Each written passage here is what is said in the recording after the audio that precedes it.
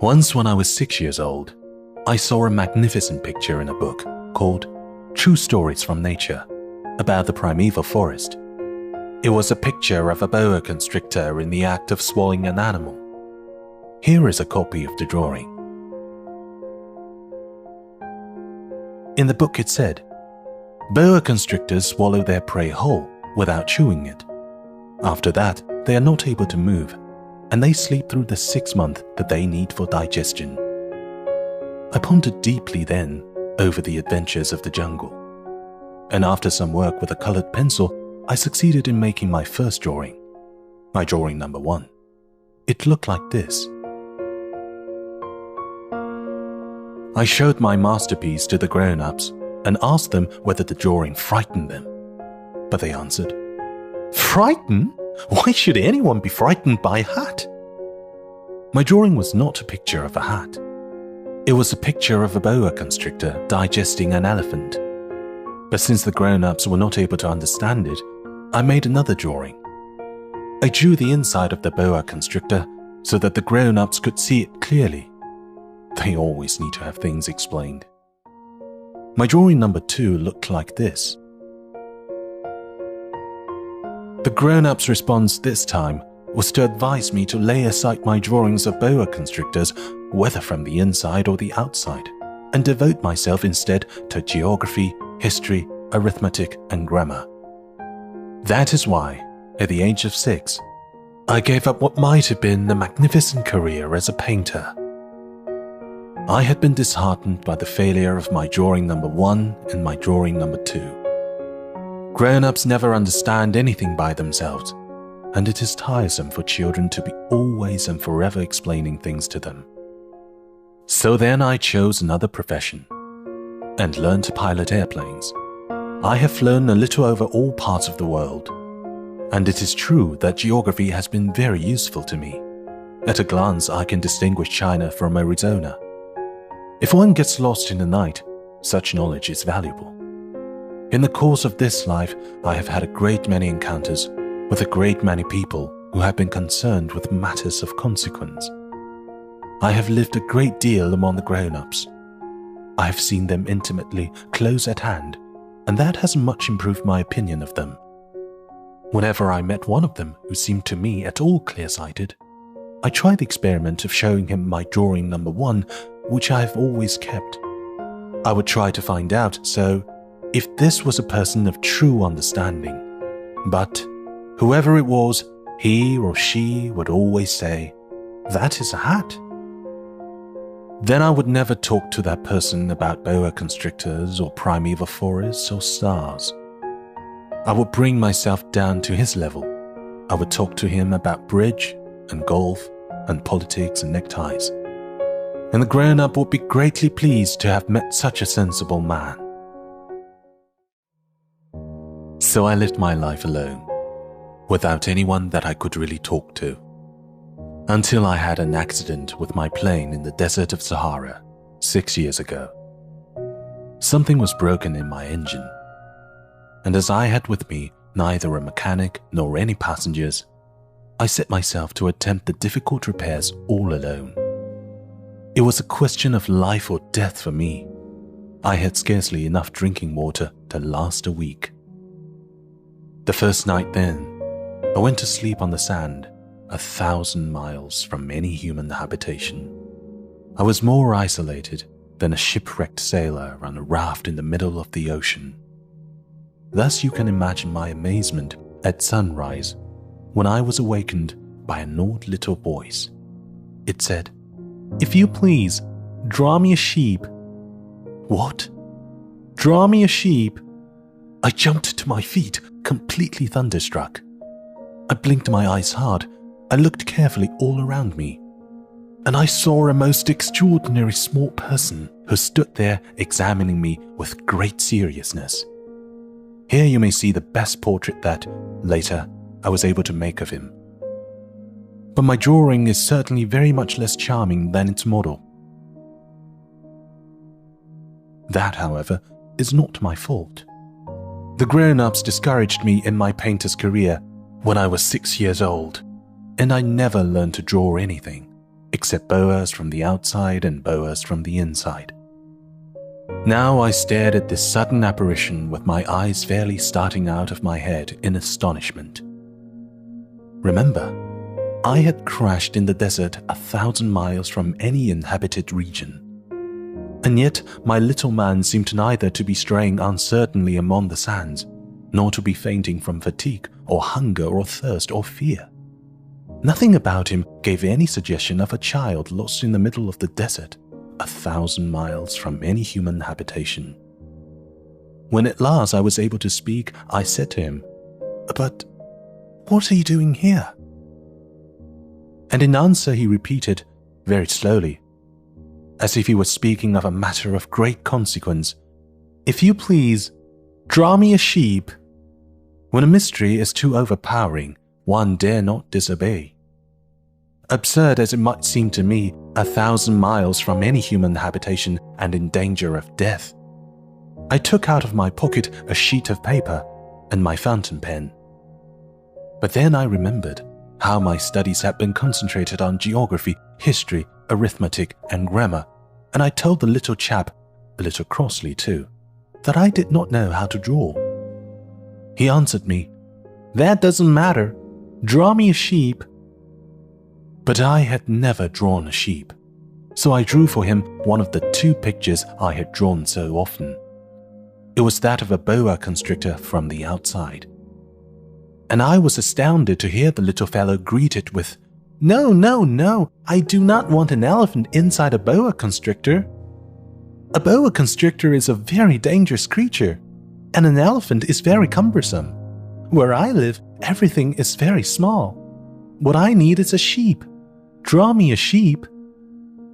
So then I made a drawing. He looked at it carefully, then he said, "No, this sheep is already very sickly. Make me another." So I made another drawing. My friend smiled gently and indulgently. "You see yourself," he said, "that this is not a sheep. This is a ram. It has horns." So then I did my drawing over once more. But it was rejected too, just like the others. "This one is too old. I want a sheep that will live a long time." By this time my patience was exhausted, because I was in a hurry to start taking my engine apart. So I tossed off this drawing, and I threw out an explanation with it. "This is only his box. The sheep you asked for is inside." I was very surprised to see a light break over the face of my young judge. "That is exactly the way I wanted it. Do you think that this sheep will have to have a great deal of grass?" "Why?" "Because where I live, everything is very small." "There will surely be enough grass for him," I said. "It is a very small sheep that I have given you." He bent his head over the drawing. "Not so small that... Look, he has gone to sleep." And that is how I made the acquaintance of the little prince. It took me a long time to learn where he came from. The little prince, who asked me so many questions, never seemed to hear the ones I asked him. It was from words dropped by chance that, little by little, everything was revealed to me. The first time he saw my airplane, for instance, I shall not draw my airplane. That would be much too complicated for me. He asked me, "What is that object?" "That is not an object. It flies. It is an airplane. It is my airplane." And I was proud to have him learn that I could fly. He cried out then, "What? You dropped down from the sky?" "Yes," I answered modestly. "Oh, that is funny." And the little prince broke into a lovely peal of laughter, which irritated me very much. I like my misfortunes to be taken seriously. Then he added, "So you, too, come from the sky? Which is your planet?" At that moment, I caught a gleam of light in the impenetrable mystery of his presence, and I demanded abruptly, "Do you come from another planet?" But he did not reply. He tossed his head gently without taking his eyes from my plate. "It is true that on that you can't have come from very far away." And he sank into a reverie which lasted a long time. Then, taking my sheep out of his pocket, he buried himself in the contemplation of his treasure. You can imagine how my curiosity was aroused by this half-confidence about the other planets. I made a great effort, therefore, to find out more on this subject. "My little man, where do you come from? What is this 'where I live' of which you speak? Where do you want to take your sheep?" After a reflective silence, he answered, "The thing that is so good about the box you have given me is that at night he can use it as his house." "That is so, and if you are good, I will give you a string too, so that you can tie him during the day, and a post to tie him to." But the little prince seemed shocked by this offer. "Tie him? What a queer idea!"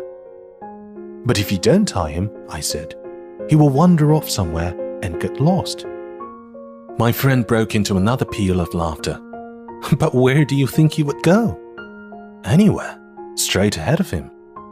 Then the little prince said earnestly, "That doesn't matter. Where I live, everything is so small."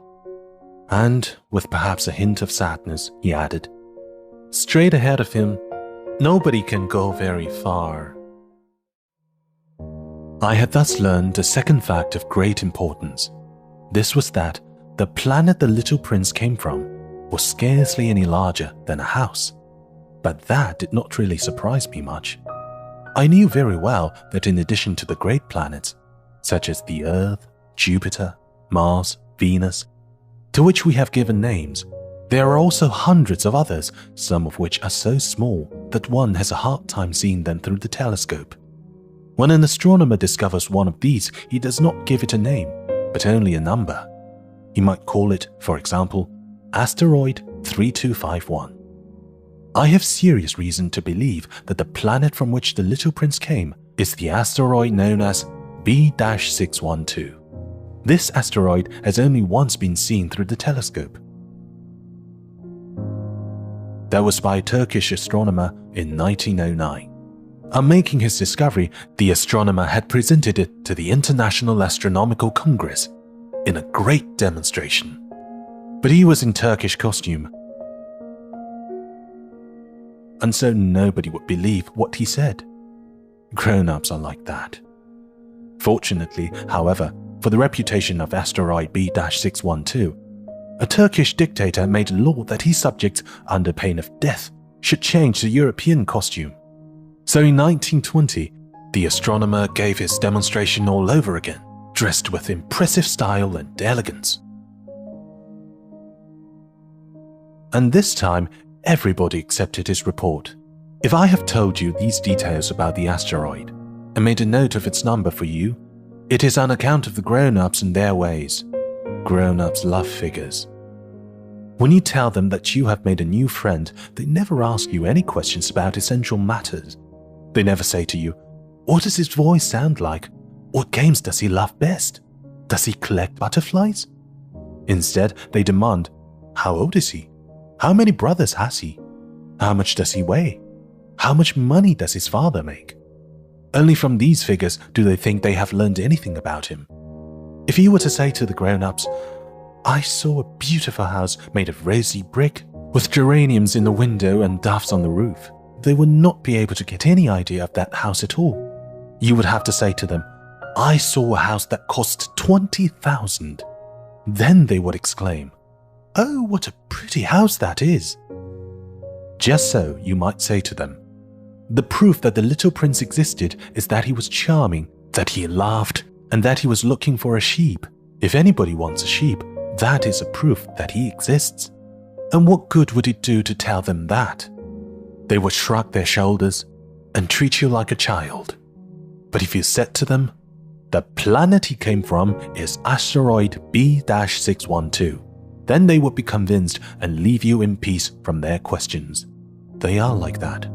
One must not hold it against them. Children should always show great forbearance toward grown-up people. But certainly, for us who understand life, figures are a matter of indifference.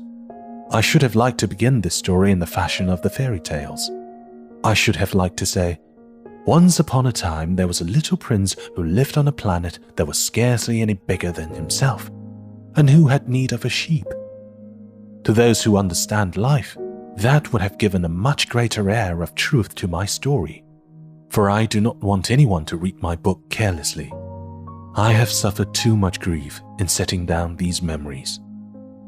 6 years have already passed since my friend went away from me with his sheep. If I try to describe him here, it is to make sure that I shall not forget him. To forget a friend is sad. Not everyone has had a friend. And if I forget him, I may become like the grown-ups who are no longer interested in anything but figures.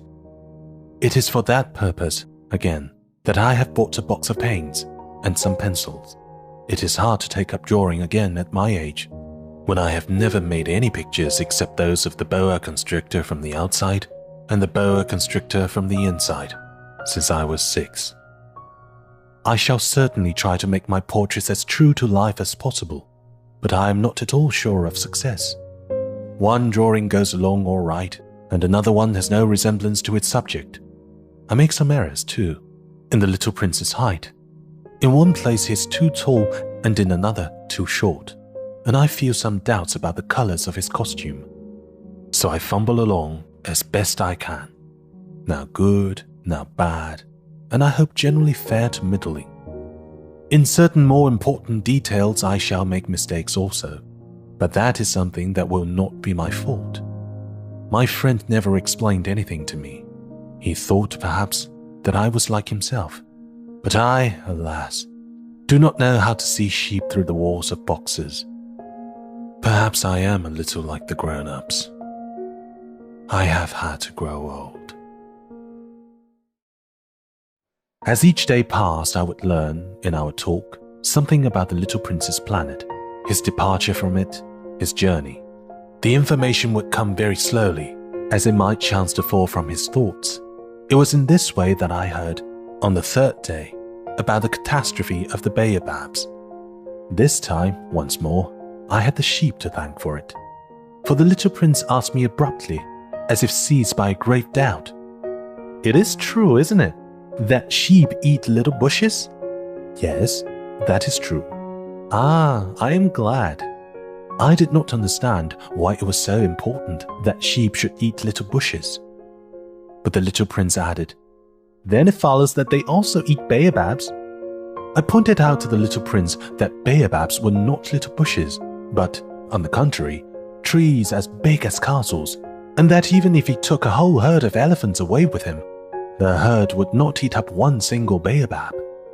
The idea of the herd of elephants made the little prince laugh. "We would have to put them one on top of the other," he said. But he made a wise comment. "Before they grow so big, the baobabs start out by being little." "That is strictly correct," I said. "But why do you want the sheep to eat the little baobabs?" He answered me at once. "Oh, come, as if he were speaking of something that was self-evident. And I was obliged to make a great mental effort to solve this problem, without any assistance. Indeed, as I learned, there were on the planet where the little prince lived, as on all planets, good plants and bad plants. In consequence, there were good seeds from good plants and bad seeds from bad plants. But seeds are invisible. They sleep deep in the heart of the earth darkness until someone among them is seized with the desire to awaken. Then this little seed will stretch itself and begin, timidly at first, to push a charming little sprig inoffensively upward toward the sun. If it is only a sprout of radish or the sprig of a rosebush, one would let it grow wherever it might wish. But when it is a bad plant, one must destroy it as soon as possible, the very first instant that one recognizes it. Now there were some terrible seeds on the planet that was the home of the little prince, and those were the seeds of the baobab. The soil of the planet was infested with them. A baobab is something you will never be able to get rid of if you attend to it too late. It spreads over the entire planet. It bores clear through it with its roots. And if the planet is too small and the baobabs are too many, they split it in pieces, It is a question of discipline, the little prince said to me later on. When you finish your own toilet in the morning, then it is time to attend to the toilet of your planet. Just so, with the greatest care. You must see to it that you pull up regularly all the baobabs, at the very first moment when they can be distinguished from the rose bushes which they resemble so closely in their earliest youth. It is very tedious work, the little prince added, but very easy. And one day he said to me, you ought to make a beautiful drawing so that the children where you live can see exactly how all this is. That would be very useful to them if they were to travel someday. Sometimes, he added, there is no harm in putting off some work until another day. But when it is a matter of baobabs, that always means a catastrophe. I knew a planet that was inhabited by a lazy man. He neglected 3 little bushes. So, as the little prince described it to me, I have made a drawing of that planet. I do not much like to take the tone of a moralist, but the danger of the baobab is so little understood, and such considerable risks would be run by anyone who might get lost on an asteroid, that for once I am breaking through my reserve. Children, I say plainly, watch out for the baobabs. My friends, like myself, have been skirting this danger for a long time, without ever knowing it. And so it is for them that I've worked so hard over this drawing. The lesson which I pass on by this means is worth all the trouble it has cost me. Perhaps you will ask me, why are there no other drawing in this book as magnificent and impressive as this drawing of the baobabs? The reply is simple. I have tried, but with the others I have not been successful.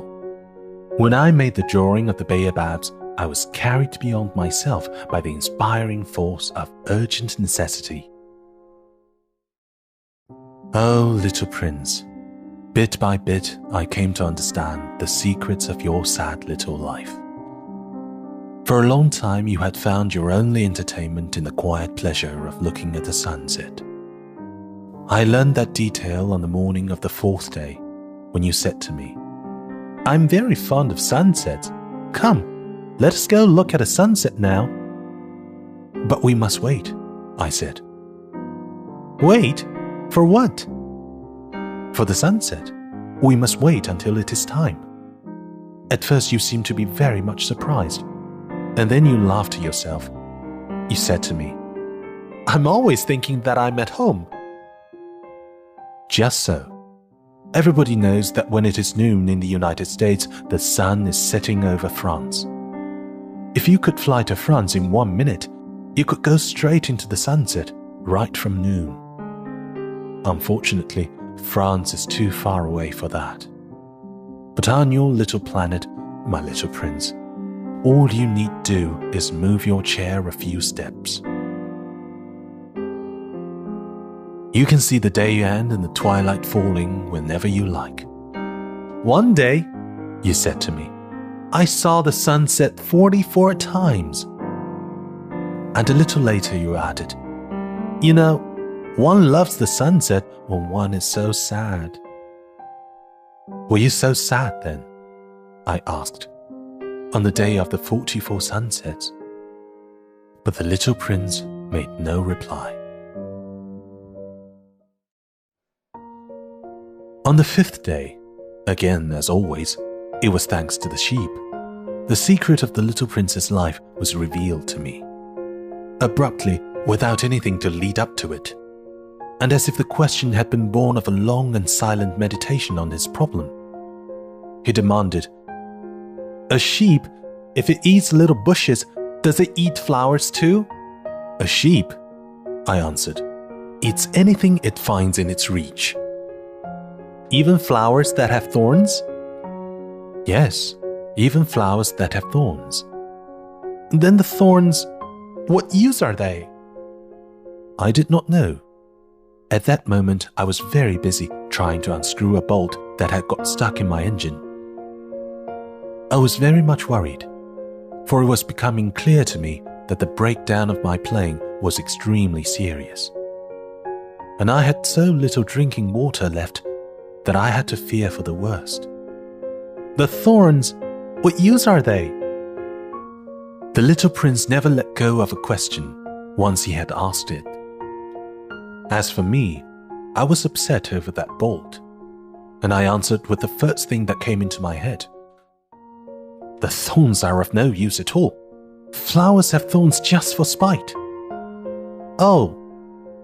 There was a moment of complete silence.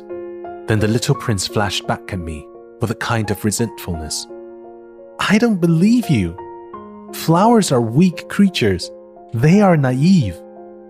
They reassure themselves as best they can. They believe that their thorns are terrible weapons. I did not answer. At that instant, I was saying to myself, if this bolt still won't turn, I am going to knock it out with a hammer. Again, the little prince disturbed my thoughts.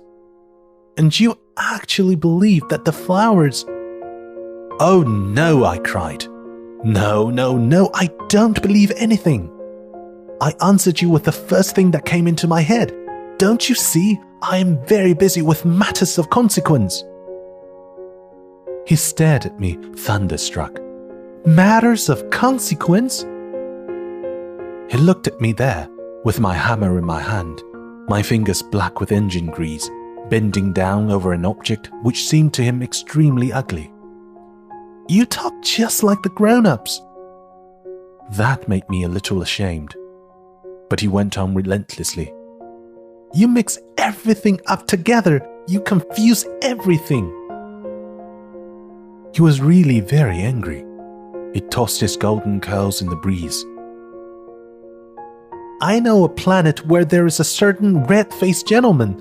He has never smelled a flower. He has never looked at a star. He has never loved anyone. He has never done anything in his life but add up figures.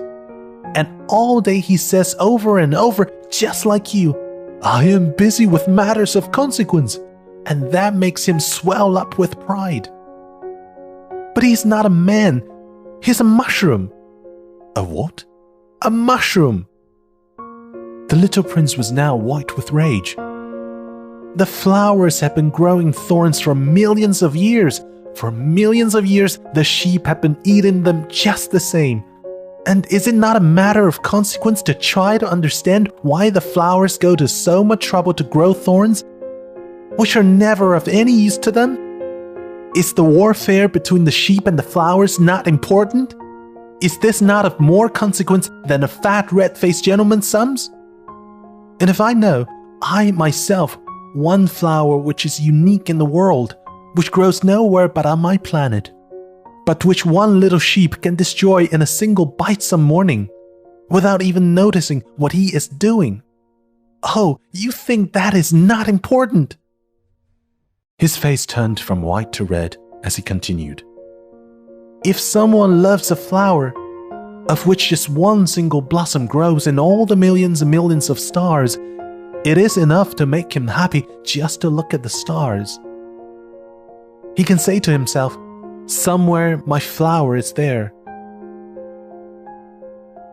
But if the sheep eats the flower, in one moment all his stars will be darkened. And you think that is not important? He could not say anything more. His words were choked by sobbing. The night had fallen. I had let my tools drop from my hands. Of what moment now was my hammer, my bolt, or thirst, or death? On one star, one planet, my planet, the earth, there was a little prince to be comforted. I took him in my arms and rocked him. I said to him, the flower that you love is not in danger. I will draw you a muzzle for your sheep. I will draw you a railing to put around your flower. I will. I did not know what to say to him. I felt awkward and blundering. I did not know how I could reach him, where I could overtake him, and go on hand in hand with him once more. It is such a secret place, the land of tears. I soon learned to know this flower better. On the little prince's planet, the flowers had always been very simple. They had only one ring of petals. they took up no room at all. They were a trouble to nobody. One morning they would appear in the grass, and by night they would have faded peacefully away. But one day, from a seed blown from no one knew where, a new flower had come up, and the little prince had watched very closely over this small sprout, which was not like any other small sprouts on his planet. It might, you see, have been a new kind of baobab. But the shrub soon stopped growing and began to get ready to produce a flower. The little prince, who was present at the first appearance of a huge bud, felt at once that some sort of miraculous apparition must emerge from it. But the flower was not satisfied to complete the preparations for her beauty in the shelter of a green chamber. She chose her colors with the greatest care. She dressed herself slowly. She adjusted her petals one by one. She did not wish to go out into the world all rumpled like the field poppies. It was only in the full radiance of her beauty that she wished to appear. Oh yes, she was a coquettish creature, and her mysterious adornment lasted for days and days. Then one morning, exactly at sunrise, she suddenly showed herself. And, after working with all this painstaking precision, she yawned and said, "Ah, I am scarcely awake. I beg that you will excuse me. My petals are still all disarranged." But the little prince could not restrain his admiration. "Oh, how beautiful you are!" "Am I not?" The flower responded sweetly. "And I was born at the same moment as the sun." The little prince could guess easily enough that she was not any too modest, but how moving and exciting she was. "I think it is time for breakfast," she added an instant later. "If you would have the kindness to think of my needs." And the little prince, completely abashed, went to look for a sprinkling can of fresh water.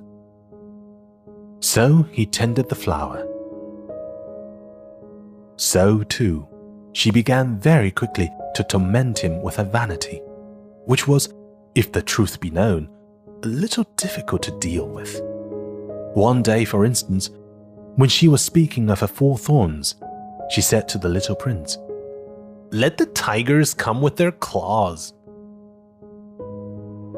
"There are no tigers on my planet," the little prince objected.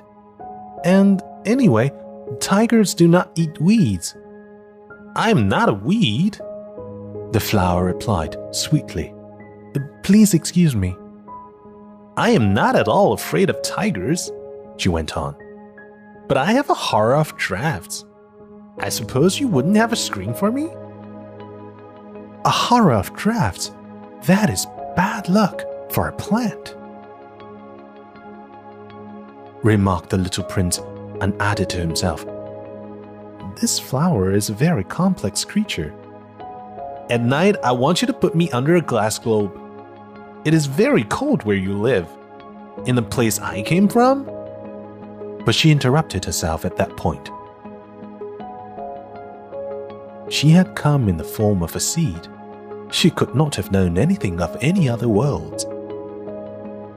Embarrassed over having let herself be caught on the verge of such a naive untruth, she coughed 2 or 3 times in order to put the little prince in the wrong.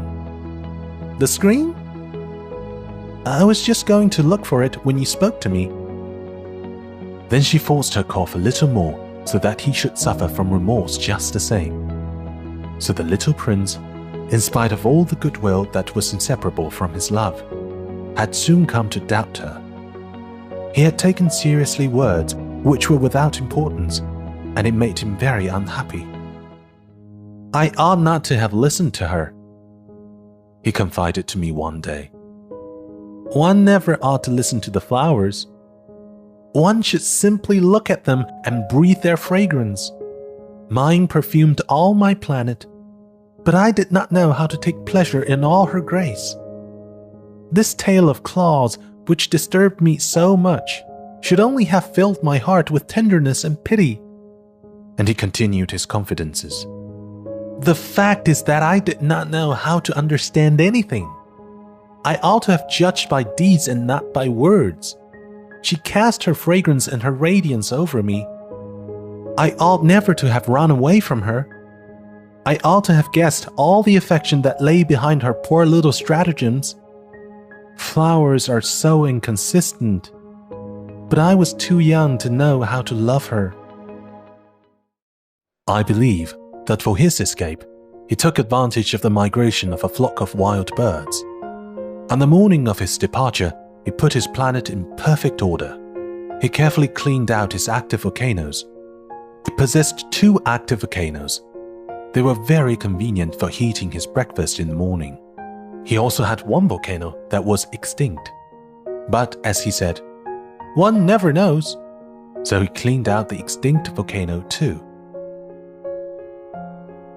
If they are well cleaned out, volcanoes burn slowly and steadily, without any eruptions. Volcanic eruptions are like fires in a chimney. On our Earth, we're obviously much too small to clean out our volcanoes. That is why they bring no end of trouble upon us. The little prince also pulled up, with a certain sense of dejection, the last little roots of the baobabs. He believed that he would never want to return. But on this last morning, all these familiar tasks seemed very precious to him. And when he walked to the flower for the last time, he prepared to place her under the shelter of a glass globe. He realized that he was very close to tears. "Goodbye," he said to the flower, but she made no answer. "Goodbye," he said again.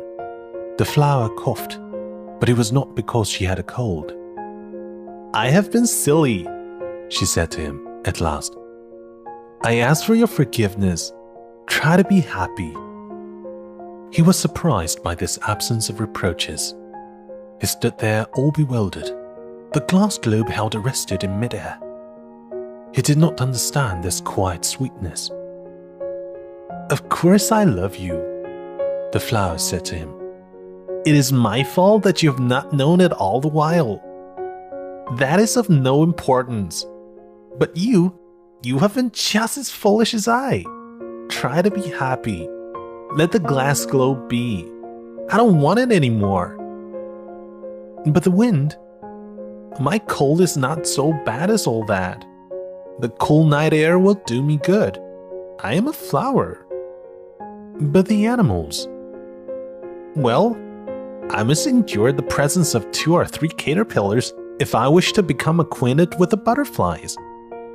It seems that they are very beautiful. And if not the butterflies and the caterpillars, who will call upon me? You will be far away. As for the large animals, I'm not at all afraid of any of them. I have my claws." And, naively, she showed her 4 thorns. Then she added, "Don't linger like this. You have decided to go away. Now go." For she did not want him to see her crying. She was such a proud flower. He found himself in the neighborhood of the asteroids 325, 326, 327, 328, 329, and 330. He began, therefore, by visiting them in order to add to his knowledge. The first of them was inhabited by a king, clad in royal purple and ermine. He was seated upon a throne which was at the same time both simple and majestic. "Ah, here is a subject," exclaimed the king, when he saw the little prince coming. And the little prince asked himself, how could he recognize me when he had never seen me before? He did not know how the world is simplified for kings. To them, all men are subjects. "Approach, so that I may see you better," said the king, who felt consumingly proud of being at last a king over somebody. The little prince looked everywhere to find a place to sit down, but the entire planet was crammed and obstructed by the king's magnificent ermine robe. So he remained standing upright, and, since he was tired, he yawned. "It is contrary to etiquette to yawn in the presence of a king," the monarch said to him. "I forbid you to do so." I can't help it. I can't stop myself, replied the little prince, thoroughly embarrassed. I have come on a long journey, and I have had no sleep. Ah, then, the king said, I order you to yawn. It is years since I have seen anyone yawning. Yawns to me are objects of curiosity. Come now, yawn again. It is an order. That frightens me. I cannot anymore, murmured the little prince, now completely abashed. Hum, replied the king. Then I order you sometimes to yawn and sometimes to... He sputtered a little and seemed vexed, for what the king fundamentally insisted upon was that his authority should be respected. He tolerated no disobedience. He was an absolute monarch. But, because he was a very good man, he made his orders reasonable. If I ordered the general to change himself into a seabird, and if the general did not obey me, that would not be the fault of the general. It would be my fault. May I sit down? Came now a timid inquiry from the little prince. I order you to do so, the king answered him, and majestically gathered in the fold of his ermine mantle. But the little prince was wondering. The planet was tiny. Over what could this king really rule? Sire, he said to him, I beg that you will excuse my asking you a question. I order you to ask me a question, the king hastened to assure him. Sire, over what do you rule? Over everything, said the king, with magnificent simplicity. Over everything? The king made a gesture, which took in his planet, the other planets, and all the stars. Over all that? Asked the little prince. Over all that, the king answered, for his rule was not only absolute, it was also universal. And the stars obey you? Certainly they do, the king said. They obey instantly. I do not permit insubordination. Such power was a thing for the little prince to marvel at. If he had been master of such complete authority, he would have been able to watch the sunset not 44 times in one day, but 72, or even 100, or even 200 times without ever having to move his chair. And because he felt a bit sad as he remembered his little planet, which he had forsaken, he plucked up his courage to ask the king a favor. I should like to see a sunset. Do me that kindness. Order the sun to set. If I ordered the general to fly from one flower to another like a butterfly, or to write a tragic drama, or to change himself into a seabird, and if the general did not carry out the order that he had received, which one of us would be in the wrong? The king demanded. The general or myself? You, said the little prince firmly.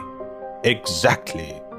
One must require from each one the duty which each one can perform, the king went on. Accepted authority rests first of all on reason. If you ordered your people to go and throw themselves into the sea, they would rise up in revolution. I have the right to require obedience because my orders are reasonable. Then my sunset? The little prince reminded him, for he never forgot a question once he had asked it. You shall have your sunset, I shall command it. But, according to my science of government, I shall wait until conditions are favorable. When will that be? Inquired the little prince. Hum, replied the king. And before saying anything else, he consulted a bulky almanac. Hum, that will be that will be this evening about 20 minutes to 8. And you will see how well I am obeyed. The little prince yawned. He was regretting his lost sunset, and then, too, he was already beginning to be a little bored. I have nothing more to do here, he said to the king, so I shall set out on my way again. Do not go, said the king, who was very proud of having a subject. Do not go, I will make you a minister. Minister of what? Minister of justice. But there is nobody here to judge. We do not know that, the king said to him. I have not yet made a complete tour of my kingdom. I'm very old. There is no room here for a carriage, and it tires me to walk. Oh, but I have looked already, said the little prince, turning around to give one more glance to the other side of the planet. On that side, as on this, there was nobody at all. Then you shall judge yourself, the king answered. That is the most difficult thing of all. It is much more difficult to judge oneself than to judge others. If you succeed in judging yourself rightly, then you are indeed a man of true wisdom. Yes, said the little prince, but I can judge myself anywhere. I do not need to live on this planet. Hum, said the king. I have good reason to believe that somewhere on my planet there is an old rat. I hear him at night. You can judge this old rat. From time to time you will condemn him to death. Thus his life will depend on your justice. But you will pardon him on each occasion. For he must be treated thriftily. He is the only one we have. I, replied the little prince, do not like to condemn anyone to death. And now I think I will go on my way. No, said the king. But the little prince, having now completed his preparations for departure, had no wish to grieve the old monarch. If your majesty wishes to be promptly obeyed, he said, he should be able to give me a reasonable order. He should be able, for example, to order me to be gone by the end of 1 minute. It seems to me that conditions are favorable. As the king made no answer, the little prince hesitated a moment. Then, with a sigh, he took his leave. I made you my ambassador, the king called out hastily. He had a magnificent air of authority. The grown-ups are very strange, the little prince said to himself as he continued on his journey. The second planet was inhabited by a conceited man.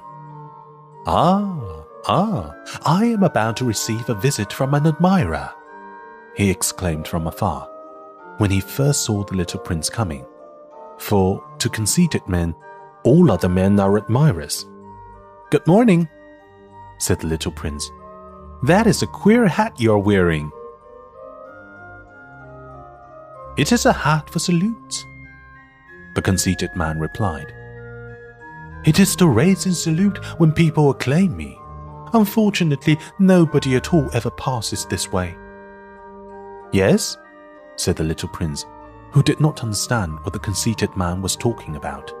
Clap your hands, one against the other. The conceited man now directed him.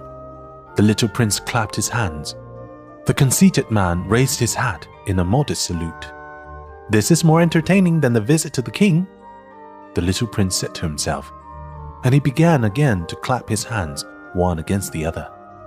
The conceited man again raised his hat in salute. After 5 minutes of this exercise, the little prince grew tired of the game's monotony. And what should one do to make the hat come down? He asked. But the conceited man did not hear him. Conceited people never hear anything but praise. Do you really admire me very much? He demanded of the little prince. What does that mean, admire? To admire means that you regard me as the handsomest, the best dressed, the richest, and the most intelligent man on this planet. But you are the only man on your planet. Do me this kindness, admire me just the same. I admire you, said the little prince, shrugging his shoulders slightly. But what is there in that to interest you so much? And the little prince went away. The grown-ups are certainly very odd, he said to himself as he continued on his journey. The next planet was inhabited by a tippler. This was a very short visit, but it plunged the little prince into deep dejection. What are you doing here? He said to the tippler, whom he found settled down in silence before a collection of empty bottles and also a collection of full bottles. I'm drinking, replied the tippler, with a lugubrious air. Why are you drinking? demanded the little prince. So that I may forget, replied the tippler. Forget what? Inquired the little prince, who already was sorry for him. Forget that I am ashamed, the tippler confessed, hanging his head. Ashamed of what? Insisted the little prince, who wanted to help him. Ashamed of drinking. The tippler brought his speech to an end and shut himself up in an impregnable silence. And the little prince went away, puzzled. The grown-ups are certainly very, very odd, he said to himself, as he continued on his journey. The fourth planet belonged to a businessman. This man was so much occupied that he did not even raise his head at the little prince's arrival. Good morning, the little prince said to him. Your cigarette has gone out. 3 and 2 make 5. 5 and 7 make 12. 12 and 3 make 15. Good morning. 15 and 7 make 22. 22 and 6 make 28. I haven't time to light it again. 26 and 5 make 31. Whew. Then that makes 501,622,731. 500 million what? Asked the little prince. Hey, are you still there? 501 million. I can't stop. I've so much to do. I am concerned with matters of consequence. I don't amuse myself with balderdash. 2 and 5 make 7. 501 million what? Repeated the little prince, who never in his life had let go of a question once he had asked it. The businessman raised his head. During the 54 years that I have inhabited this planet, I have been disturbed only 3 times. The first was 22 years ago, when some giddy goose fell from goodness knows where. He made the most frightful noise that resounded all over the place, and I made 4 mistakes in my addition. The second time, 11 years ago, I was disturbed by an attack of rheumatism. I don't get enough exercise. I have no time for loafing. The third time, well, this is it. I was saying then, 501 millions. Millions of what?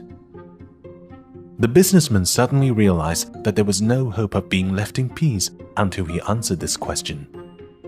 Millions of those little objects, he said, which one sometimes sees in the sky. Flies? Oh no, little glittering objects. Bees? Oh no, little golden objects that set lazy men to idle dreaming. As for me, I am concerned with matters of consequence. There is no time for idle dreaming in my life. Ah, you mean the stars? Yes, that's it, the stars. And what do you do with 500 millions of stars? 501,622,731. I am concerned with matters of consequence. I am accurate. And what do you do with these stars? What do I do with them? Yes. Nothing. I own them. You own the stars? Yes. But I have already seen a king who... Kings do not own, they reign over. It is a very different matter. And what good does it do you to own the stars? It does me the good of making me rich. And what good does it do you to be rich? It makes it possible for me to buy more stars, if any are ever discovered. This man, the little prince said to himself, reasons a little like my poor tippler. Nevertheless, he still had some more questions. How is it possible for one to own the stars? To whom do they belong? The businessman retorted, peevishly. I don't know. To nobody. Then they belong to me, because I was the first person to think of it. Is that all that is necessary? Certainly. When you find a diamond that belongs to nobody, it is yours.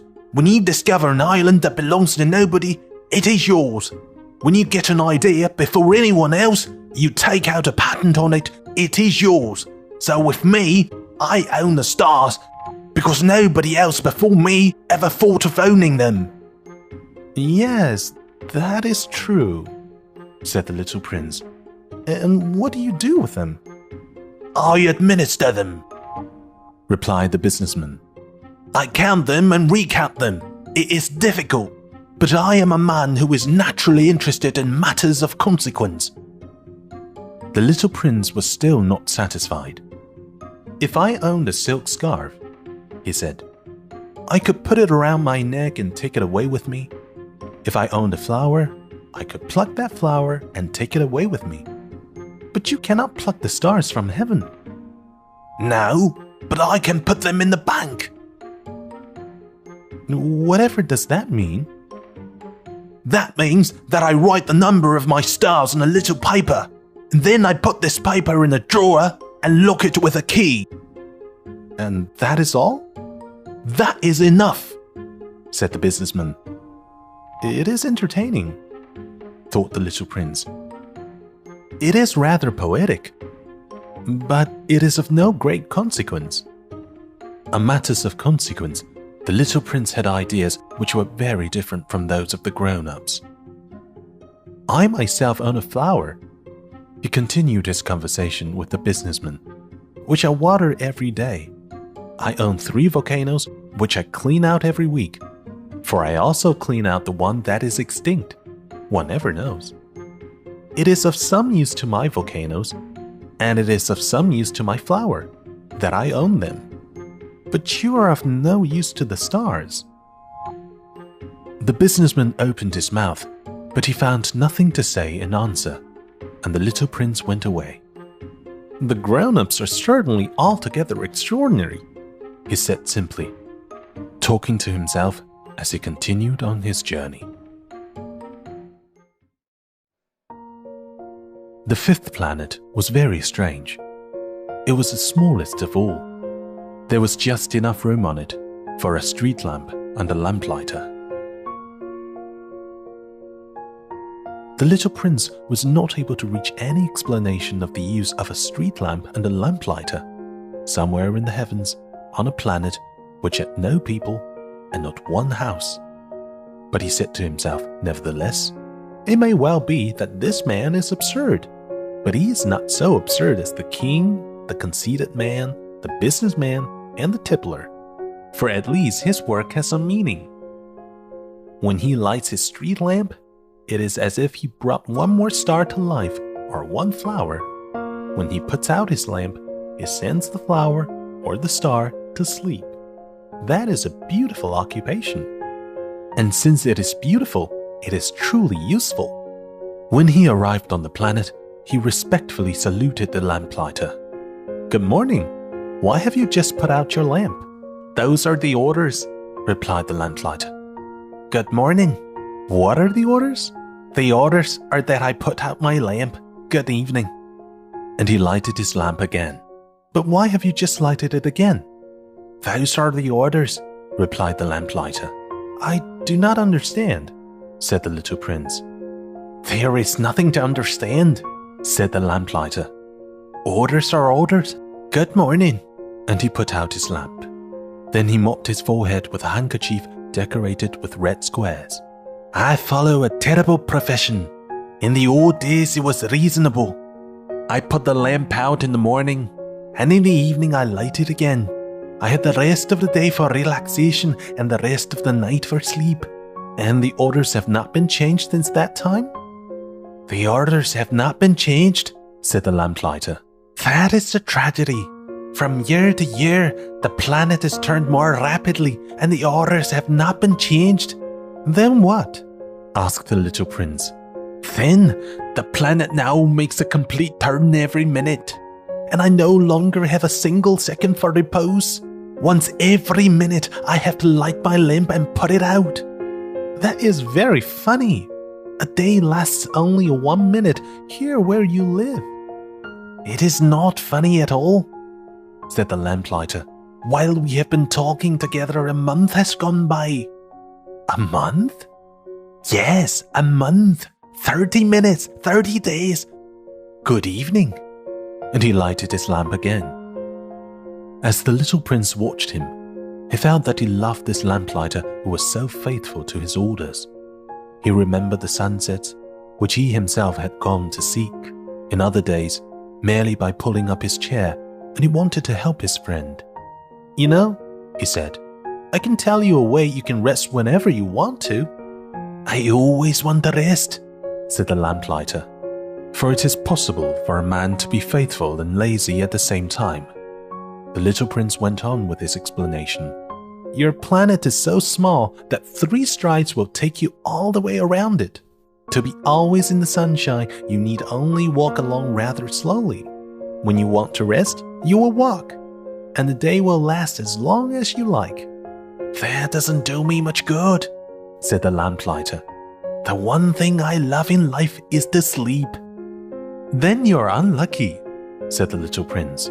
I am unlucky, said the lamplighter. Good morning. And he put out his lamp. That man, said the little prince to himself, as he continued farther on his journey. That man would be scorned by all the others, by the king, by the conceited man, by the tippler, by the businessman. Nevertheless, he is the only one of them all who does not seem to me ridiculous. Perhaps that is because he is thinking of something else besides himself. He breathed a sigh of regret and said to himself again, That man is the only one of them all whom I could have made my friend. But his planet is indeed too small. There is no room on it for 2 people. What the little prince did not dare confess was that he was sorry most of all to leave this planet, because he was blessed every day with 1,440 sunsets. The 6th planet was 10 times larger than the last one. It was inhabited by an old gentleman who wrote voluminous books. Oh, look, here is an explorer, he exclaimed to himself when he saw the little prince coming. The little prince sat down at the table and panted a little. He had already travelled so much and so far. Where do you come from? The old gentleman said to him. What is that big book? Said the little prince. What are you doing? I am a geographer, the old gentleman said to him. What is a geographer? Asked the little prince. A geographer is a scholar who knows the location of all the seas, rivers, towns, mountains, and deserts. That is very interesting, said the little prince. Here at last is a man who has a real profession. And he cast a look around him at the planet of the geographer. It was the most magnificent and stately planet that he had ever seen. Your planet is very beautiful, he said. Has it any oceans? I couldn't tell you, said the geographer. Ah, the little prince was disappointed. Has it any mountains? I couldn't tell you, said the geographer. And towns and rivers and deserts? I couldn't tell you that either. But you are a geographer. Exactly, the geographer said. But I am not an explorer. I haven't a single explorer on my planet. It is not the geographer who goes out to count the towns, the rivers, the mountains, the seas, the oceans, and the deserts. The geographer is much too important to go loafing about. He does not leave his desk, but he receives the explorers in his study. He asks them questions, and he notes down what they recall of their travels. And if the recollections of anyone among them seem interesting to him, the geographer orders an inquiry into the explorer's moral character. Why is that? Because an explorer who told lies would bring disaster on the books of the geographer. So would an explorer who drank too much. Why is that? Asked the little prince. Because intoxicated men see double. Then the geographer would note down 2 mountains in a place where there was only 1. I know someone, said the little prince, who would make a bad explorer. That is possible. Then, when the moral character of the explorer is shown to be good, an inquiry is ordered into his discovery. One goes to see it? No. That would be too complicated. But one requires the explorer to furnish proofs. For example, if the discovery in question is that of a large mountain, one requires that large stones be brought back from it. The geographer was suddenly stirred to excitement. But you come from far away. You are an explorer. You shall describe your planet to me. And, having opened his big register, the geographer sharpened his pencil. The recitals of explorers are put down first in pencil. One waits until the explorer has furnished proofs before putting them down in ink. Well, said the geographer expectantly. Oh, where I live, said the little prince. It is not very interesting. It is all so small. I have 3 volcanoes. 2 volcanoes are active and the other is extinct. But one never knows. One never knows, said the geographer. I have also a flower. We do not record flowers, said the geographer. Why is that? The flower is the most beautiful thing on my planet. We do not record them, said the geographer. Because they are ephemeral. What does that mean, ephemeral? Geographies, said the geographer, are the books which, of all books, are most concerned with matters of consequence. They never become old-fashioned. It is very rarely that a mountain changes its position. It is very rarely that an ocean empties itself of its waters. We write of eternal things. But extinct volcanoes may come to life again, the little prince interrupted. What does that mean, ephemeral? Whether volcanoes are extinct or alive, it comes to the same thing for us, said the geographer. The thing that matters to us is the mountain. It does not change. But what does that mean, ephemeral? Repeated the little prince, who never in his life had let go of a question once he had asked it. It means which is in danger of speedy disappearance. Is my flower in danger of speedy disappearance? Certainly it is. My flower is ephemeral, the little prince said to himself. And she has only 4 thorns to defend herself against the world, and I have left her on my planet all alone. That was his first moment of regret, but he took courage once more. What place would you advise me to visit now? He asked. The planet Earth, replied the geographer. It has a good reputation. And the little prince went away, thinking of his flower. So then, the 7th planet was the Earth. The Earth is not just an ordinary planet. One can count. There are 111 kings, not forgetting, to be sure, the Negro kings among them, 7,000 geographers, 900,000 businessmen, 7,500,000 tipplers, and 311 million conceited men.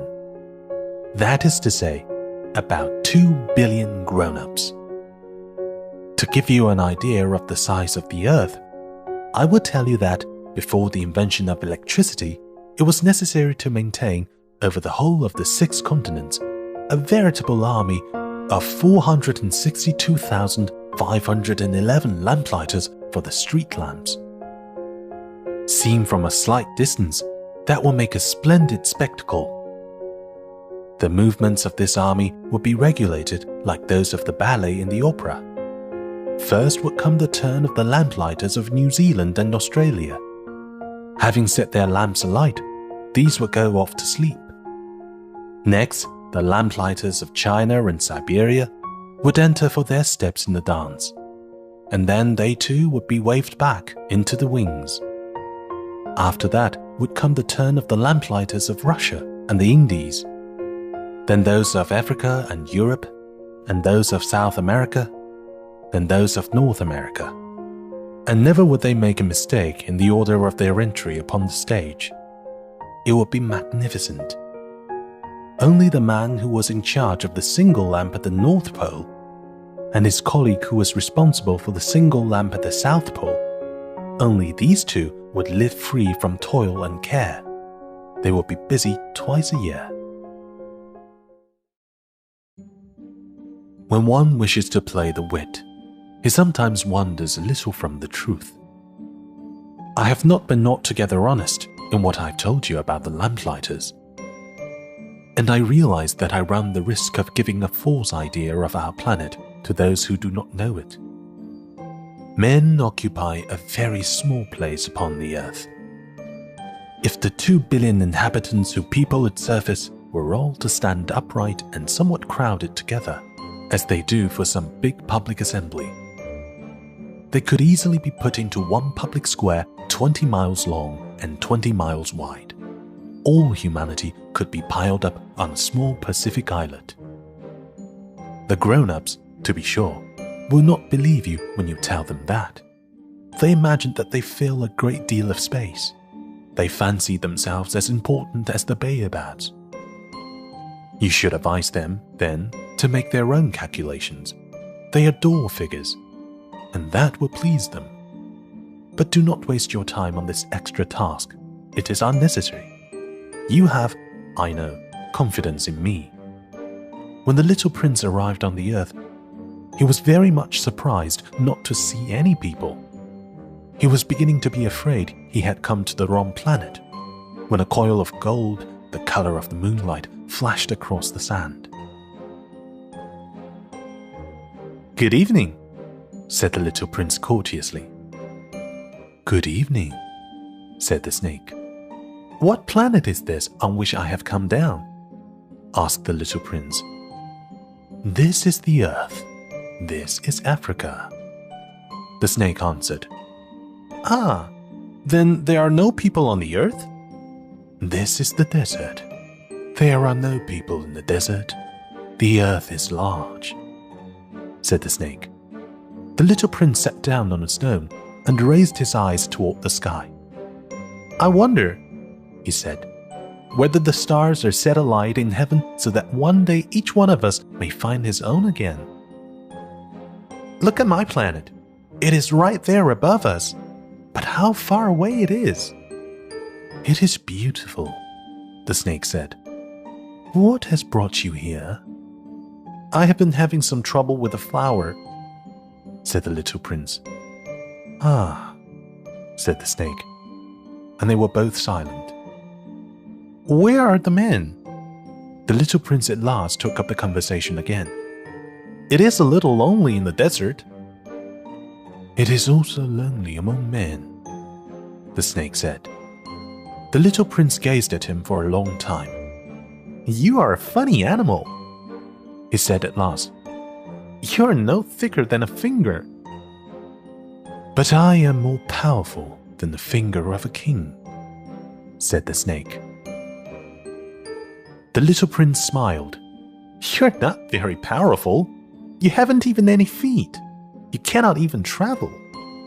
"I can carry you farther than any ship could take you," said the snake. He twined himself around the little prince's ankle like a golden bracelet. "Whomever I touch, I send back to the earth from whence he came." The snake spoke again. "But you're innocent and true, and you come from a star." The little prince made no reply. "You move me to pity. You are so weak on this earth made of granite," the snake said. "I can help you someday. If you grow too homesick for your own planet, I can." "Oh, I understand you very well," said the little prince. "But why do you always speak in riddles?" "I solved them all," said the snake, and they were both silent. The little prince crossed the desert and met with only one flower. It was a flower with 3 petals, a flower of no account at all. "Good morning," said the little prince. "Good morning," said the flower. "Where are the men?" the little prince asked politely. The flower had once seen a caravan passing. "Men?" she echoed. "I think there are 6 or 7 of them in existence. I saw them several years ago, but one never knows where to find them. The wind blows them away, they have no roots, and that makes their life very difficult. Goodbye." said the little prince. Goodbye, said the flower. After that, the little prince climbed a high mountain. The only mountains he had ever known were the 3 volcanoes, which came up to his knees.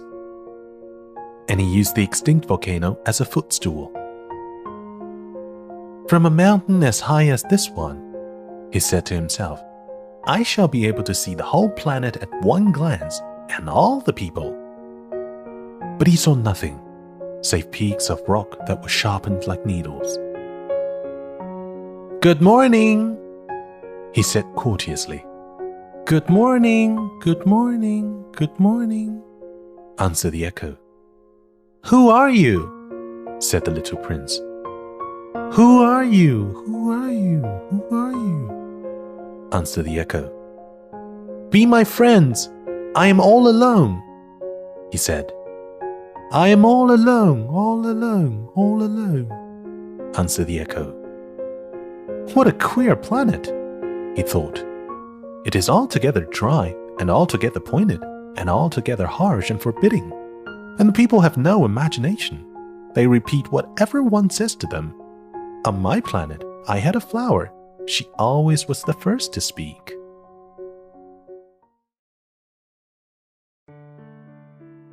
But it happened that, after walking for a long time through sand and rocks and snow, the little prince at last came upon a road. And all roads lead to the abodes of men. Good morning, he said. He was standing before a garden all abloom with roses. Good morning, said the roses. The little prince gazed at them.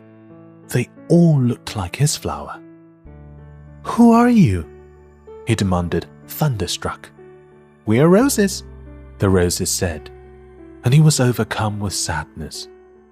His flower had told him that she was the only one of her kind in all the universe.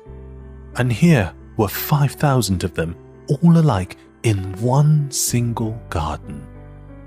She would be very much annoyed, he said to himself. If she should see that, she would cough most dreadfully and she would pretend that she was dying to avoid being laughed at. And I should be obliged to pretend that I was nursing her back to life. For if I did not do that, to humble myself also, she would really allow herself to die. Then he went on with his reflections. I thought that I was rich, with a flower that was unique in all the world, and all I had was a common rose, and 3 volcanoes that come up to my knees, and one of them perhaps extinct forever. That doesn't make me a very great prince. And he lay down in the grass and cried. It was then that the fox appeared. Good morning, the fox said.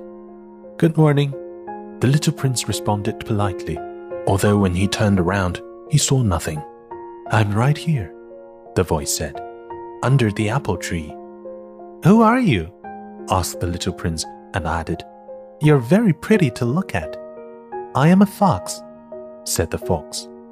Come and play with me, proposed the little prince. I'm so unhappy. I cannot play with you, the fox said. I am not tamed.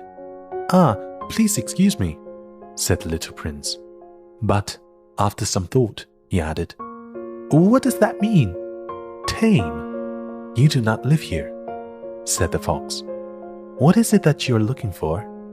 I'm looking for men, said the little prince. What does that mean? Tame.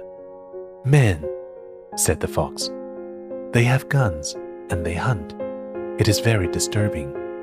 They also raise chickens. These are their only interests. Are you looking for chickens? No, said the little prince. I'm looking for friends. What does that mean? Tame. It is an act too often neglected, said the fox. It means to establish ties. To establish ties? Just that, said the fox. To me, you're still nothing more than a little boy who is just like 100,000 other little boys. and I have no need of you, and you, on your part, have no need of me. To you, I am nothing more than a fox, like 100,000 other foxes.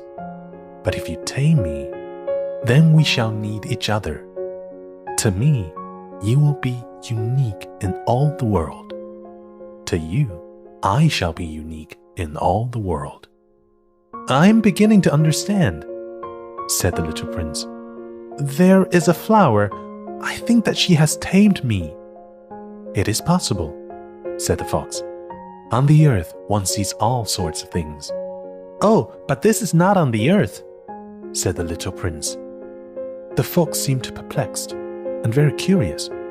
On another planet? Yes. Are there hunters on this planet? No. Ah, that is interesting. Are there chickens? No. Nothing is perfect, sighed the fox, and he came back to his idea. My life is very monotonous, the fox said. I hunt chickens, men hunt me. All the chickens are just alike, and all the men are just alike. And, in consequence, I am a little bored.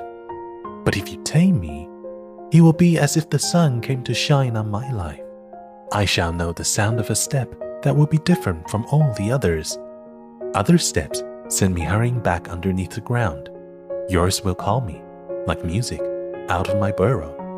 And then look, you can see the grain fields down yonder? I do not eat bread. Wheat is of no use to me. The wheat fields have nothing to say to me, and that is sad. But you have hair that is the color of gold. Think how wonderful that will be when you have tamed me. The grain, which is also golden, will bring me back the thought of you, and I shall love to listen to the wind in the wheat. The fox gazed at the little prince for a long time. Please, tame me, he said. I want to, very much, the little prince replied. But I have not much time. I have friends to discover, and a great many things to understand. One only understands the things that one tames, said the fox. Men have no time to understand anything. They buy things all ready-made at the shops. But there is no shop anywhere where one can buy friendship, and so men have no friends anymore. If you want a friend, tame me. What must I do to tame you? Asked the little prince. You must be very patient, replied the fox. First, you will sit down at a little distance from me, like that, in the grass. I shall look at you out of the corner of my eye, and you will say nothing. Words are the source of misunderstandings, but you will sit a little closer to me every day.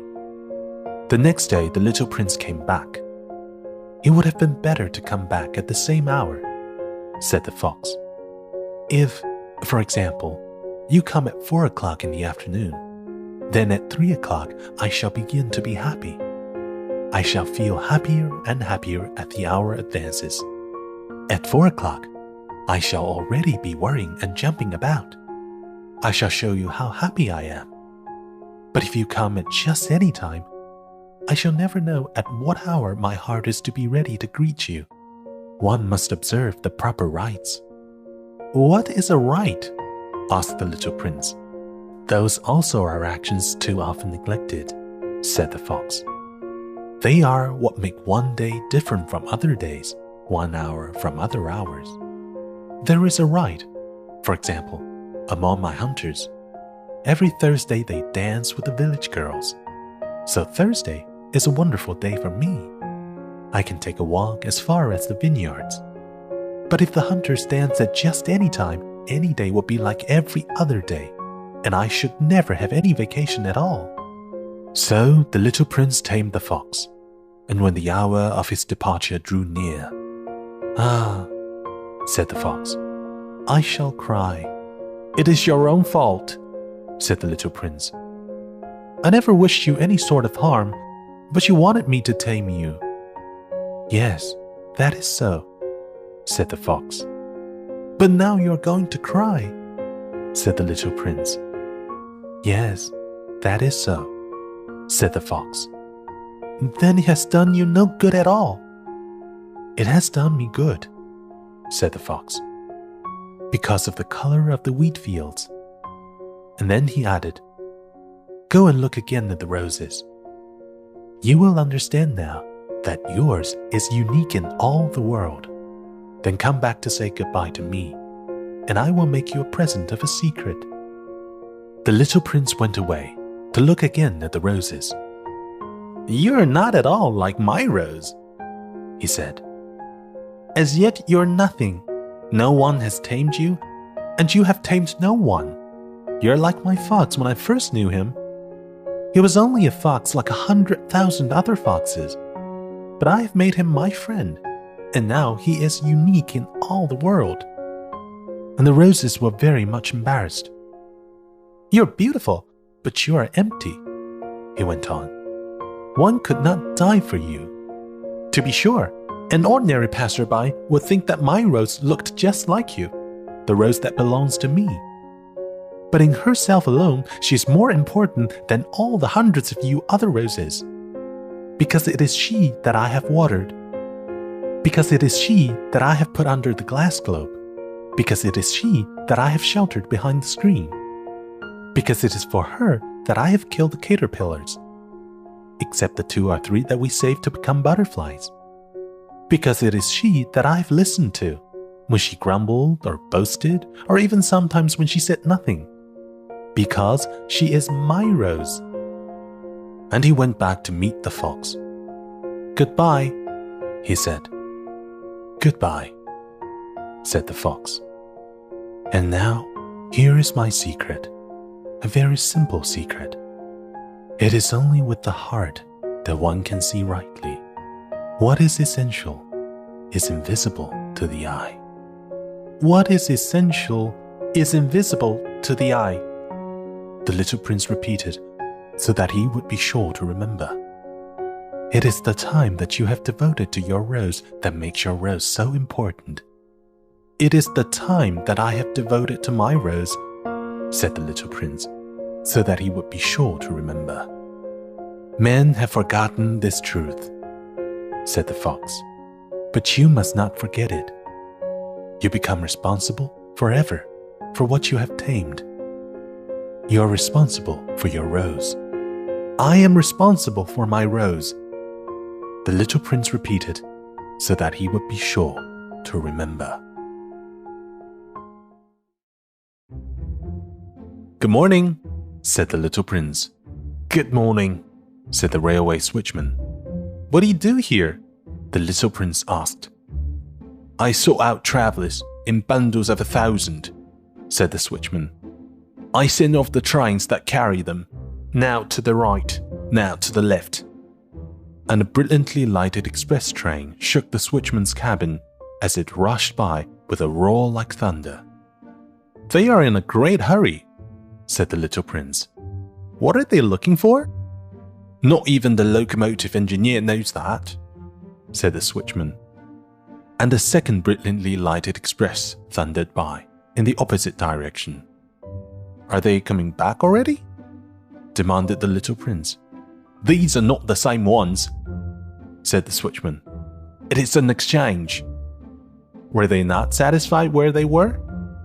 asked the little prince. "No one is ever satisfied where he is," said the switchman.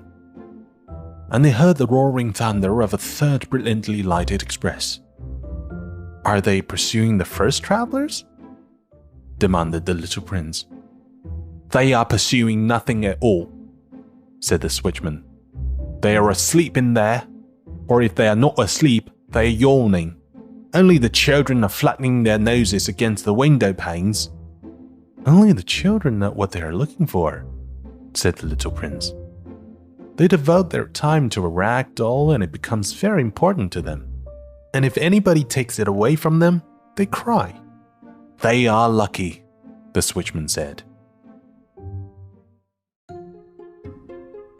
"Good morning," said the little prince. "Good morning," said the merchant. This was a merchant who sold pills that had been invented to quench thirst. You need only swallow 1 pill a week, and you will feel no need of anything to drink." "Why are you selling those?" asked the little prince. "Because they save a tremendous amount of time," said the merchant. "Computations have been made by experts. With these pills, you save 53 minutes in every week." "And what do I do with those 53 minutes?" "Anything you like." "As for me," said the little prince to himself, "if I had 53 minutes to spend as I liked, I should walk at my leisure toward a spring of fresh water."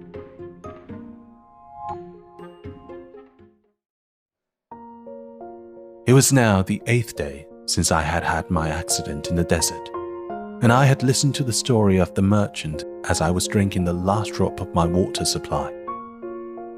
"Ah," I said to the little prince, "these memories of yours are very charming, but I have not yet succeeded in repairing my plane. I've nothing more to drink, and I, too, should be very happy if I could walk at my leisure toward a spring of fresh water." "My friend the fox," the little prince said to me, "my dear little man, this is no longer a matter that has anything to do with the fox." "Why not?" "Because I'm about to die of thirst." He did not follow my reasoning, and he answered me, "It is a good thing to have had a friend, even if one is about to die. I, for instance, am very glad to have had a fox as a friend." "He has no way of guessing the danger," I said to myself. "He has never been either hungry or thirsty. A little sunshine is all he needs." But he looked at me steadily and replied to my thought, "I'm thirsty too. Let us look for a well." I made a gesture of weariness. It is absurd to look for a well at random in the immensity of the desert. But nevertheless we started walking. When we had trudged along for several hours in silence, the darkness fell and the stars began to come out. Thirst had made me a little feverish, and I looked at them as if I were in a dream. The little prince's last words came reeling back into my memory. "Then you're thirsty too?" I demanded.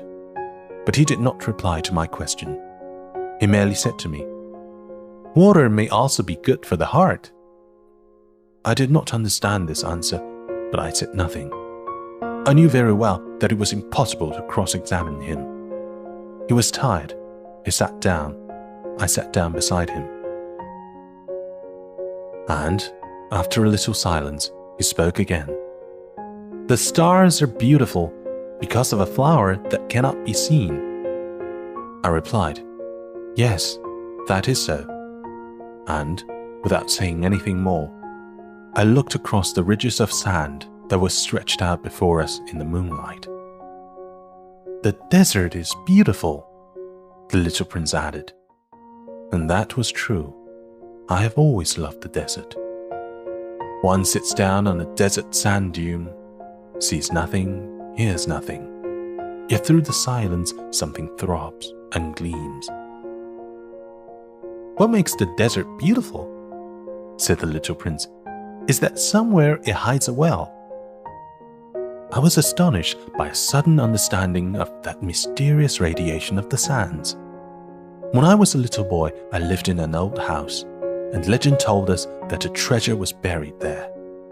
To be sure, no one had ever known how to find it. Perhaps no one had ever even looked for it, but it cast an enchantment over that house. My home was hiding a secret in the depth of its heart. "Yes," I said to the little prince, "the house, the stars, the desert, what gives them their beauty is something that is invisible." "I am glad," he said, "that you agree with my fox." As the little prince dropped off to sleep, I took him in my arms and set out walking once more. I felt deeply moved, unstirred. It seemed to me that I was carrying a very fragile treasure. It seemed to me even that there was nothing more fragile on all the earth. In the moonlight, I looked at his pale forehead, his closed eyes, his locks of hair that trembled in the wind. And I said to myself, what I see here is nothing but a shell. What is most important is invisible. As his lips opened slightly with a suspicious of a half smile, I said to myself again, what moves me so deeply about this little prince who is sleeping here is his loyalty to a flower, the image of a rose that shines through his whole being like the flame of a lamp, even when he is asleep. And I felt him to be more fragile still. I felt the need of protecting him as if he himself were a flame that might be extinguished by a little puff of wind. And, as I walked on so, I found the well at daybreak. Men, said the little prince, set out on their way in express trains, but they do not know what they are looking for. Then they rush about and get excited and turn round and round. And he added, it is not worth the trouble. The well that we had come to was not like the wells of the Sahara. The wells of the Sahara are mere holes dug in the sand.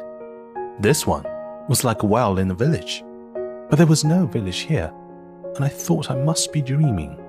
It is strange, I said to the little prince. Everything is ready for use. The pulley, the bucket, the rope. He laughed, touched the rope, and set the pulley to working. And the pulley moaned like an old weather vane, which the wind has long since forgotten. Do you hear? Said the little prince. We have wakened the well, and it is singing. I did not want him to tie himself with the rope. Leave it to me, I said. It is too heavy for you. I hoisted the bucket slowly to the edge of the well and set it there, happy, tired as I was over my achievement. The song of the pulley was still in my ears, and I could see the sunlight shimmer in the still trembling water. I'm thirsty for this water, said the little prince. Give me some of it to drink. And I understood what he had been looking for. I raised the bucket to his lips. He drank, his eyes closed. It was as sweet as some special festival treat. This water was indeed a different thing from ordinary nourishment. Its sweetness was born of the walk under the stars, the song of the pulley, and the effort of my arms. It was good for the heart, like a present. When I was a little boy, the light of the Christmas tree, the music of the midnight mass, the tenderness of smiling faces used to make up, so, the radiance of the gifts I received. The man where you live, said the little prince, raised 5,000 roses in the same garden, and they do not find in it what they are looking for. They do not find it, I replied. And yet what they are looking for could be found in one single rose, or in a little water. Yes, that is true, I said. And the little prince added, but the eyes are blind. One must look with the heart. I had drunk the water. I breathed easily. At sunrise, the sand is the color of honey, and that honey color was making me happy too. What brought me then this sense of grief? You must keep your promise, said the little prince softly, as he sat down beside me once more. What promise? You know, a muzzle for my sheep. I am responsible for this flower. I took my rough drafts of drawings out of my pocket. The little prince looked them over and laughed as he said, Your baobabs. They look a little like cabbages. Oh, I have been so proud of my baobabs. Your fox. His ears look a little like horns, and they are too long. And he laughed again. You're not fair, little prince, I said. I don't know how to draw anything except boa constrictors from the outside and boa constrictors from the inside. Oh, that will be all right, he said. Children understand. So then I made a pencil sketch of a muzzle, and as I gave it to him, my heart was torn. You have plans that I do not know about, I said. But he did not answer me. He said to me instead, You know, my descent to the earth, tomorrow will be its anniversary. Then, after a silence, he went on, I came down very near here, and he flushed, And once again, without understanding why, I had a queer sense of sorrow. One question, however, occurred to me. Then, it was not by chance that on the morning when I first met you, a week ago, you were strolling along like that, all alone, 1,000 miles from any inhabited region. You were on your back to the place where you landed. The little prince flushed again, and I added, with some hesitancy, perhaps it was because of the anniversary? The little prince flushed once more. He never answered questions, but when one flushes, does that not mean yes? Ah, I said to him, I am a little frightened. But he interrupted me. Now you must work. You must return to your engine. I will be waiting for you here. Come back tomorrow evening. But I was not reassured. I remember the fox. One runs the risk of weeping a little if one lets himself be tamed. Beside the well, there was the ruin of an old stone wall. When I came back from work the next evening, I saw from some distance away my little prince sitting on top of a wall with his feet dangling. And I heard him say, "Then you don't remember. This is not the exact spot." Another voice must have answered him, for he replied to it, Yes, it is the right day, but this is not the place." I continued my walk toward the wall. At no time did I see or hear anyone. The little prince, however, replied once again, "Exactly. You will see where my track begins in the sand. You have nothing to do but wait for me there. I shall be there tonight."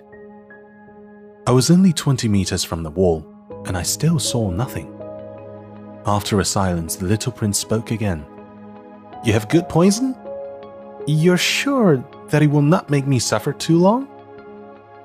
I stopped in my tracks, my heart torn asunder, but still I did not understand. "Now go away," said the little prince. "I want to get down from the wall." I dropped my eyes, then, to the foot of the wall, and I leaped into the air.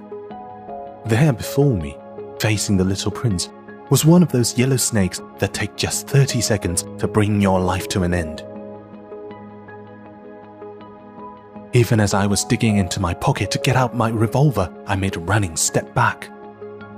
But, at the noise I made, the snake let himself flow easily across the sand like the dying spray of a fountain, and, in no apparent hurry, disappeared, with a light metallic sound among the stones. I reached the wall just in time to catch my little man in my arms. His face was white as snow. "What does this mean?" I demanded. "Why are you talking with snakes?" I had loosened the golden muffler that he always wore. I had moistened his temples and had given him some water to drink. Now I did not dare ask him any more questions. He looked at me very gravely and put his arms around my neck.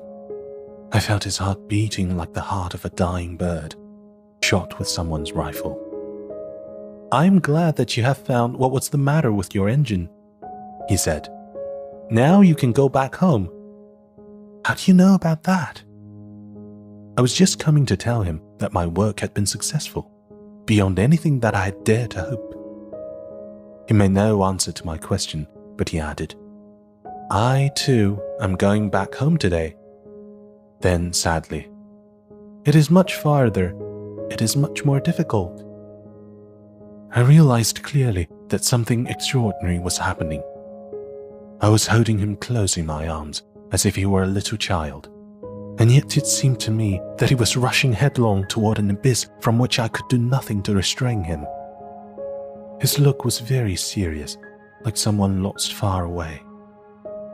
"I have your sheep, and I have the sheep's box, and I have the muzzle." And he gave me a sad smile.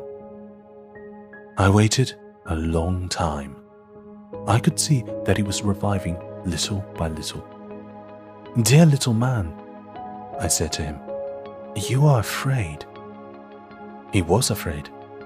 There was no doubt about that, but he laughed lightly. I shall be much more afraid this evening. Once again, I felt myself frozen by the sense of something irreparable. And I knew that I could not bear the thought of never hearing that laughter anymore. For me, it was like a spring of fresh water in the desert. "Little man," I said, "I want to hear you laugh again." But he said to me, "Tonight, it will be a year. My star, then, can be found right above the place where I came to the earth a year ago." "Little man," I said, "tell me that it is only a bad dream, this affair of the snake and the meeting place and the star." But he did not answer my plea. He said to me instead, "The thing that is important is the thing that is not seen." Yes, I know. It is just as it is with a flower. If you love a flower that lives on a star, it is sweet to look at the sky at night. All the stars are abloom with flowers. Yes, I know. It is just as it is with the water. Because of the pulley and the rope which you gave me to drink was like music. You remember how good it was. Yes, I know. And at night you will look up at the stars. Where I live, everything is so small that I cannot show you where my star is to be found. It is better like that. My star would just be one of the stars for you. And so you will love to watch all the stars in the heavens. They will all be your friends. And, besides, I am going to make you a present." He laughed again. "Ah, little prince, dear little prince, I love to hear that laughter." "That is my present, just that. It will be as it was when we drank the water." "What are you trying to say?" "All men have the stars," he answered, "but they are not the same thing for different people. For some, who are travelers, the stars are guides. For others, they are no more than little lights in the sky. For others, or scholars, they are problems. For my businessman, they are wealth. But all these stars are silent. You alone, will have the stars as no one else has them." "What are you trying to say?" "In one of the stars I shall be living. In one of them I shall be laughing. And so, it will be as if all the stars were laughing when you look at the sky at night. You, only you, will have stars that can laugh." And he laughed again. "And when your sorrow is comforted, time soothes all sorrows. You will be content that you have known me. You will always be my friend. You will want to laugh with me.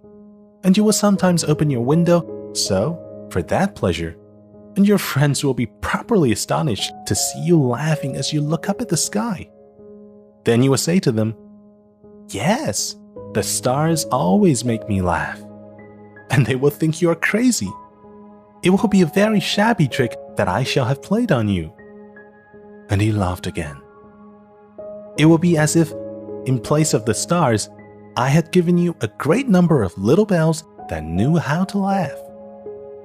And he laughed again. Then he quickly became serious. "Tonight, do not come." "I shall not leave you," I said. "I shall look as if I were suffering. I shall look a little as if I were dying. It is like that. Do not come to see that. It is not worth the trouble." "I shall not leave you." But he was worried. "I tell you, it is also because of the snake. He must not bite you. Snakes, they are malicious creatures. This one might bite you just for fun." "I shall not leave you." But a thought came to reassure him. It is true that they have no more poison for a second bite. That night, I did not see him set out on his way. He got away from me without making a sound. When I succeeded in catching up with him, He was walking along with a quick and resolute step. He said to me merely, "Ah, you're there." And he took me by the hand, but he was still worrying. "It was wrong of you to come. You will suffer. I shall look as if I were dead, and that will not be true." I said nothing. "You understand, it is too far. I cannot carry this body with me. It is too heavy." I said nothing. "But it will be like an old abandoned shell. There is nothing sad about old shells." I said nothing. He was a little discouraged, but he made one more effort. "You know, it will be very nice. I, too, shall look at the stars. All the stars will be wells with a rusty pulley. All the stars will pour out fresh water for me to drink." I said nothing. "That would be so amusing. You will have 500 million little bells, and I shall have 500 million springs of fresh water." And he too said nothing more, because he was crying. "Here it is. Let me go on by myself." And he sat down, because he was afraid. Then he said, again, "You know, my flower, I am responsible for her, and she is so weak. She is so naive. She has 4 thorns of no use at all to protect herself against all the world."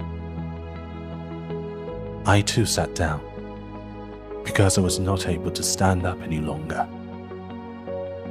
"There now. That is all."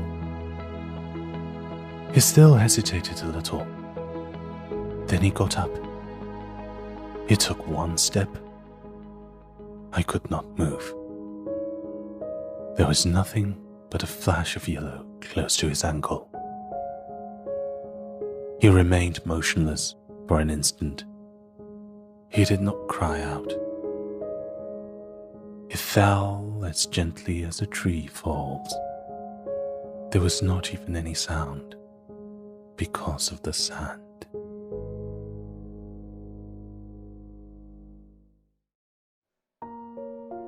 And now, 6 years have already gone by. I have never yet told this story. The companions who met me on my return were well content to see me alive. I was sad, but I told them, I am tired. Now my sorrow is comforted a little. That is to say, not entirely. But I know that he did go back to his planet, because I did not find his body at daybreak. It was not such a heavy body, and at night I love to listen to the stars. It is like 500 million little bells. But there is one extraordinary thing. When I drew the muzzle for the little prince, I forgot to add the leather strap to it. He will never have been able to fasten it on his sheep. So now I keep wondering, what is happening on his planet? Perhaps the sheep has eaten the flower.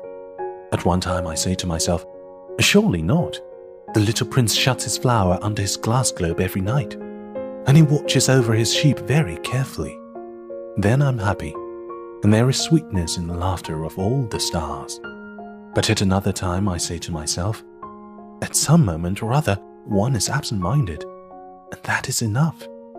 On some one evening he forgot the glass globe, or the sheep got out, without making any noise in the night. And then the little bells are changed to tears. Here, then, is a great mystery. For you who also love the little prince, and for me, nothing in the universe can be the same if somewhere, we do not know where, a sheep that we never saw has, yes or no, eaten a rose. Look up at the sky. Ask yourselves, is it yes or no? Has the sheep eaten the flower? And you will see how everything changes. And no grown-up will ever understand that this is a matter of so much importance. This is, to me, the loveliest and saddest landscape in the world. It is the same as that on the preceding page, but I have drawn it again to impress it on your memory. It is here that the little prince appeared on earth and disappeared. Look at it carefully so that you will be sure to recognize it in case you travel someday to the African desert. And if you should come upon this spot, please do not hurry on. Wait for a time, exactly under the star.